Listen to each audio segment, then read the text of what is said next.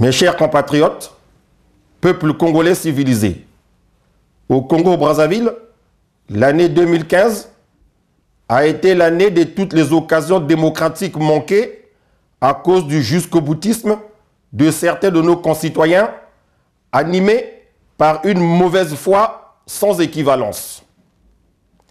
Pire, des Congolaises et des Congolais ont été arrachés à la vie parce qu'ils étaient en train de défendre l'ordre constitutionnel.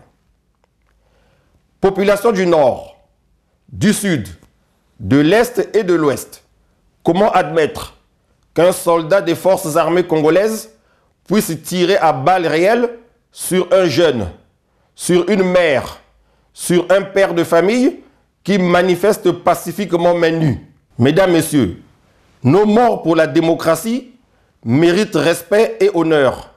Je vous serai gré de leur consacrer solennellement une minute de silence avant de commencer votre repas de ce soir. Je vous en remercie. Mes chers compatriotes, le pays demeure en ruine. Plus rien ne va au Congo. Nous sommes tous devenus pratiquement fous, à des degrés divers certes. Et c'est du côté des politiques que l'on retrouve les plus sonnés évidemment. Chacun de nous pense détenir la vérité. Chacun de nous a une idée sur l'avenir et le devenir du pays. Chacun de nous pense avoir la bonne vision pour sortir le pays du marasme. Pourtant, chacun de nous sait ce qu'il faut faire pour que la République du Congo devienne un véritable état de droit. Malheureusement, chacun refuse de parler sans faux fuyant avec l'autre, avec son semblable, afin de sauver la mère patrie. Quant à M. Denis Sassou Nguesso, il doit savoir et comprendre que la République ne se résume pas à l'autorité de l'État, au caprice d'un individu. La République est un projet commun, une belle aventure pour toutes et tous. Que Sassou s'imagine qu'il est au-dessus de la République, qu'il pense qu'il est à lui seul la République, ce n'est qu'une vue de l'esprit. J'y suis, j'y reste, mais ça ne marche pas comme ça dans un monde civilisé.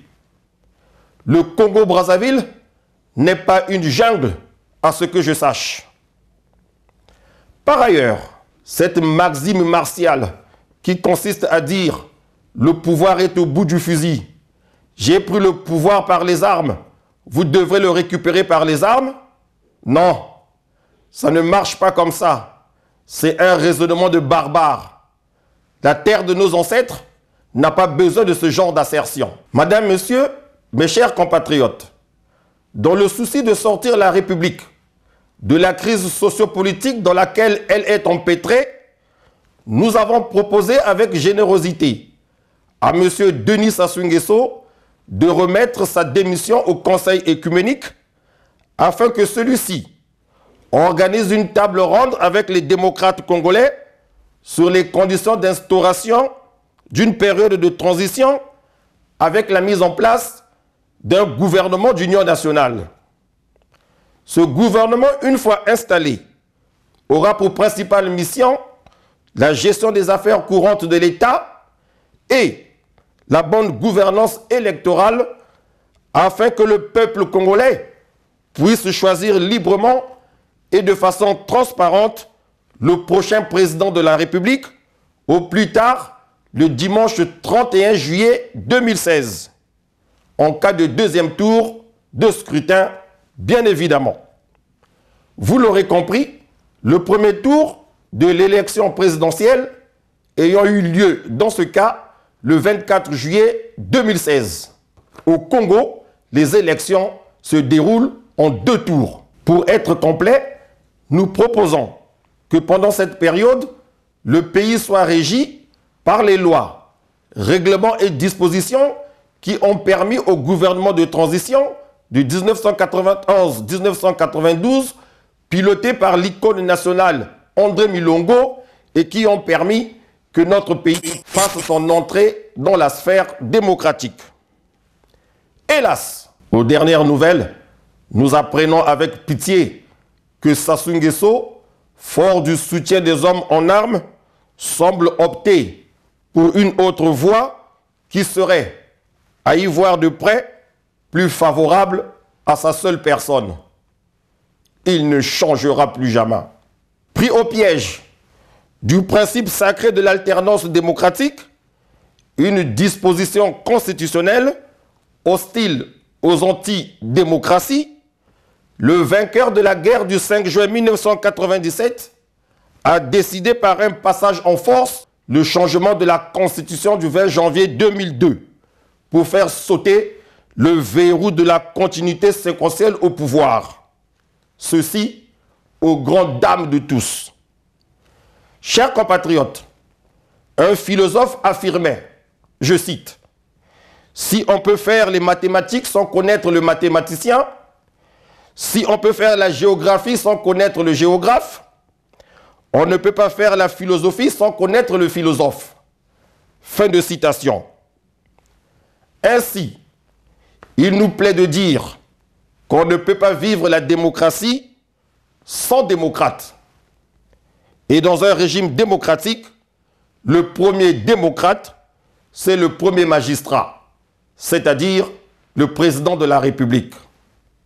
Malheureusement, la République du Congo souffre d'un manque de démocrates à sa tête depuis un laps de temps. Ainsi, l'année 2015, qui arrive à son terme, aura été marquée sans conteste par un coup d'État constitutionnel au prix du sang et des larmes du pacifique peuple congolais civilisé. L'année qui commence annonce un horizon politique tumultueux. Le paisible peuple congolais s'inquiète déjà des confrontations politiques à haut risque qui pointent à l'horizon avec leur cordon de malheur. Ce à quoi nous a habitués le Parti congolais du travail qui fait ce qu'il veut quand il veut. Peuple congolais civilisé, qu'allons-nous devenir? À quoi va ressembler la mère patrie dans un mois au cours du premier trimestre de 2016? Notre souhait le plus ardent serait de demander finalement aux vainqueurs de la guerre du 5 juin 1997, la guerre qui a fait rage le siècle dernier au Congo-Brazzaville, d'épargner le peuple des conflits politiques stupides qui sont de nature à creuser le fossé de la division et à amplifier la pauvreté de nos concitoyens. En conséquence, j'exhorte Denis Sassou Nguesso à proclamer sans gêne, comme il en a l'habitude, le retour au monopartisme, qui est visiblement le régime politique le mieux adapté à sa personne. Et cela ne sera que l'expression de sa logique égocentrique et narcissique. Le peuple congolais vivra en paix et attendra le génie du temps qui lui apportera la liberté et la justice sociale. Chers compatriotes, mesdames, messieurs, peuple congolais civilisé, je vous souhaite à toutes et à tous une excellente fête de la Saint-Sylvestre. Bonne et heureuse année 2016. Vive le Congo, notre pays que nous aimons tous. Que Dieu bénisse le Congo.